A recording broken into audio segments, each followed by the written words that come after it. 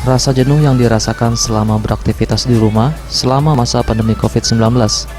Banyak masyarakat yang mulai melakukan aktivitas tak seperti biasanya. Seperti salah satunya memulai hobi memelihara ikan hias air tawar. Ikan hias seperti cupang, gapi, ikan mas koki ataupun manfish mulai dilirik masyarakat.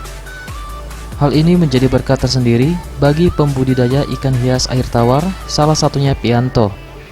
Pianto memulai budidaya ikan hias air tawar bermula dari hobi memelihara ikan sejak akhir tahun 2018 lalu. Berlanjut dengan membudidaya 35 jenis ikan gapi hingga akhirnya berkembang menjadi beberapa jenis ikan hias air tawar lainnya.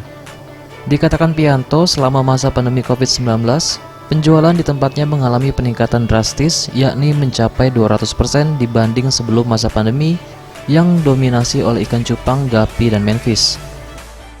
Peningkatannya bisa sampai 200%. Oh, malah meningkat gitu? Iya, meningkat di posisi COVID. Mungkin karena kebiasaan baru juga, dan mungkin juga karena kita banyakkan di rumah, jadi mencari kegiatan juga mungkin bisa dijadikan usaha sampingan. Diminati segala kalangan yang menjadikan ikan hias ini meningkat drastis selama masa pandemi. Bahkan dirinya sudah bisa menjual ikan hias air tawar ini hampir ke seluruh Nusantara. Meskipun mendapatkan keuntungan, namun dirinya juga tetap berharap pandemi COVID-19 ini segera berakhir. EZPM, Sriwijaya TV.